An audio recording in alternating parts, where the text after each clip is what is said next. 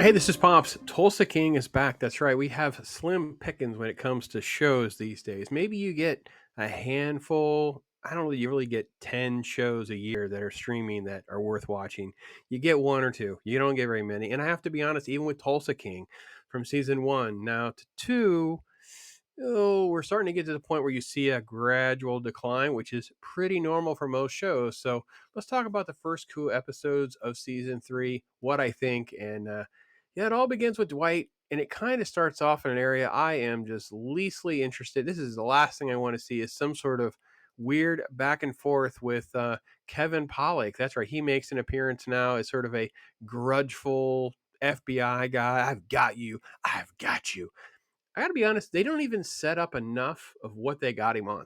He even talks about it when he's explaining it to Dane DeLay's character. Everyone else, what does he got? I don't know that he's got. I mean, we had the silly "I represent myself" sort of court hearing case previously last season, but yeah, overall, you don't feel like they always have things. So I just really didn't like how that kind of jump started everything.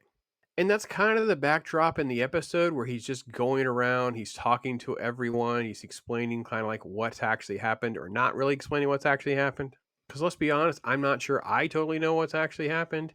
And we end up with more complexities because basically Dwight's being called in. So now you have, you know, plot story two. We're going to have like five. We're going to have about five setups in these first couple episodes. So the other one is he's out with the New York people. New York Poker basically calling him in, and they're saying, "Listen, you either stop doing Tulsa, you retire, you give us a big cut, whatever, you're out." So now he's basically we still have the New York thing kind of. So we'll put a pin in the New York thing. It's just sort of loosely kind of out there. You have some back and forth stuff I thought was okay. I don't totally hate it. Some of the shots were kind of nice. And then you get to another little setup here.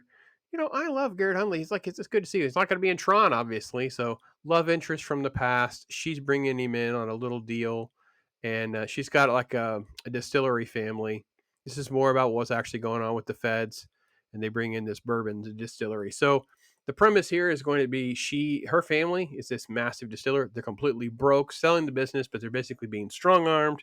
That's what we're going to be set up to this Dunmire family, and Dwight's going to want in on the action. So the other thing that's going to be happening in this episode is the money drop. So if you remember, Dwight is in with the Kansas City guys, played by Frank Grillo, and his guys here are going to meet. This is the distillery people. That's all playing out here. This is the distillery guy's kid, and this is obviously our guy that we actually like. They're doing this drop, and the stoner guy brought the wrong bag, didn't bring a bag.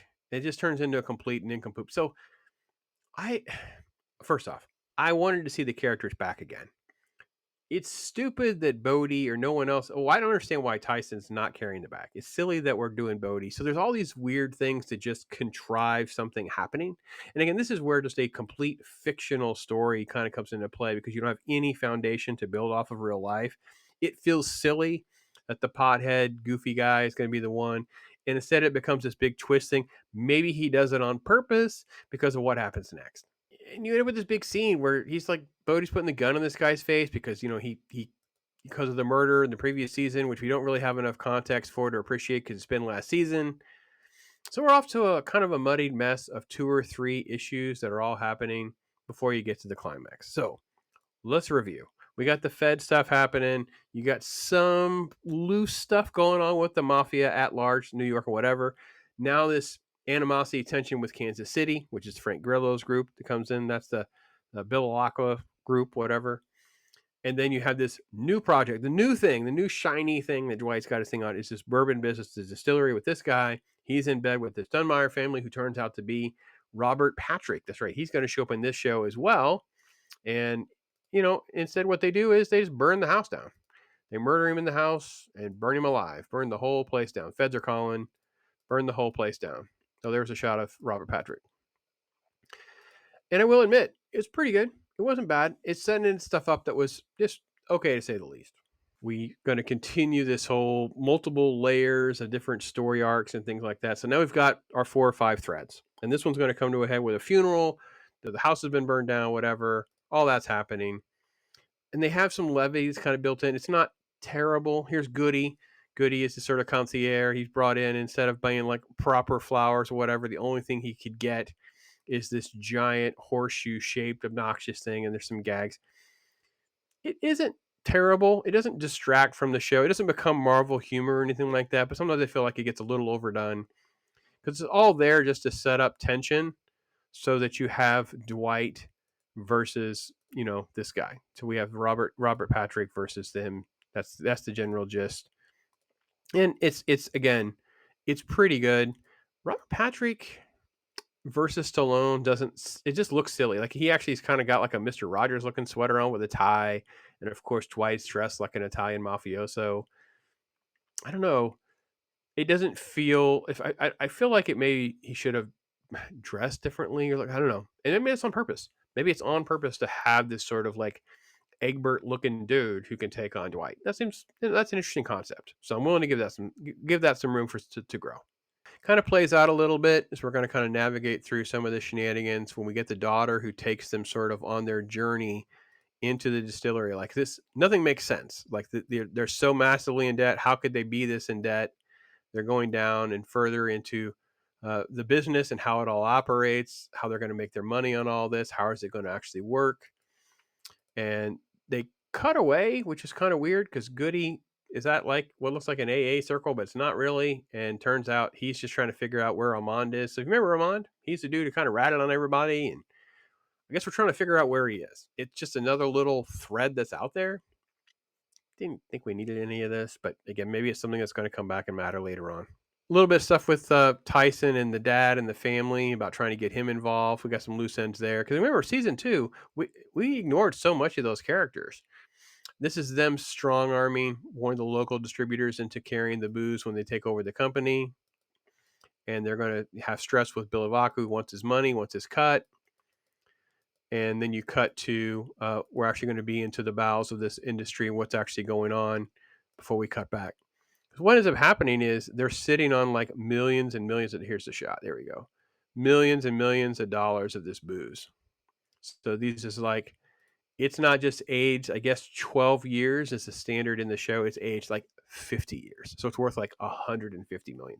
So it's way more expensive. So I think that the problem I have right now is now in season 3, we don't have new shiny characters that we're distracted with like we did in season 2. We had all these different characters coming out of the woodwork and we ignored the core weird misfits and weirdos of season 1 that we were actually enjoying their journey. The characters seem stunted though. Like we don't feel like they make sense of where they should be after a season 1 into season 2 and now season 3. Like Bodhi's acting kind of weird. Tyson still kind of got one foot in his old ways, even though now he doesn't drive the black SUV with the loud music. He's driving like a Tesla truck. I feel like there was some marketing there, by the way. Felt like it just felt completely out of left field as that happened. But we did call back to his family and that kind of thing, so that was fine. The pot girl, the bodyguard, some of that stuff, it's working. And the bourbon stuff is kind of like, and it's to the point where the story they actually have, I think Frank Grillo's character says it. I think Bodhi might have said it's like, we got the weed, we got this, we got that. Why are we doing bourbon? And he's like, why not? Where's tradition? And then, of course, he's stuck in his ways of, I'm going to keep it all for myself. I'm not going to share with Kansas City proper. I'm not going to share with New York. Again, it just feels like we're setting all that up before we get, we got this guy show up again. That's right. That's right. We get him. He's back.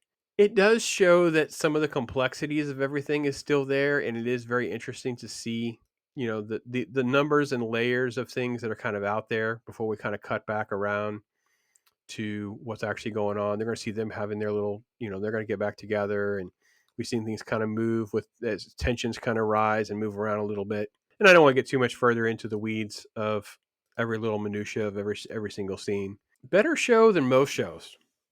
Don't know how I feel about it. This is actually kind of an interesting place because there was such a drop between season 1 to season 2. And again, like I said, distraction by all these new characters. Madonna was the new big bad with the new Chinese people. And then you had all these other random characters, and our main characters we ignored. Now we're getting back to our main characters. We've kind of like play some catch up. So now we have like so many things thrown against the wall. I feel a little overwhelmed, and because I don't know if it's going to get the development in the character, because he should be just keep moving each character along is all I want. Dwight though also seems kind of stunted into being like the selfish narcissist mafioso guy, and he should have always been the general, smarter than everyone else, rather than this arrogant guy who just wants it all for himself. So I'm a little disappointed that that kind of feels like the lean, and then we have the silly FBI thing. I hate the FBI thing. I think it's retarded. It just would have been better just to have them continue to spy on him. I don't know why we're doing this, but I'm sure it's going to be part of the big twist, the big gotcha, and whatever. So listen, I'm happy to have some Tulsa King. Happy to have a show that I really want to watch. And I'm in week to week. Unlike some other shows where I like to wait a little bit, I didn't get in right away on some because sometimes scheduling gets you all messed up with it. But I'm enjoying Tulsa King, and I hope you are too. So, you guys tell me what you guys think. What do you think about season 3 so far? What do you think about some of the character developments, some of the story arcs? I don't know. What are you thinking like about it? What you don't like about it? Let me know. Still impressed with Stallone. He is still killing it as this character. He is phenomenal. The supporting cast is very solid in their roles. If there's any issues, it's kind of the overall direction, not the execution by the team on the ground. So, got to give it to them. All that. So, like and Tulsa King, we'll hear from you guys. Thanks for watching, everybody. I'm Pops. Adios, amigo.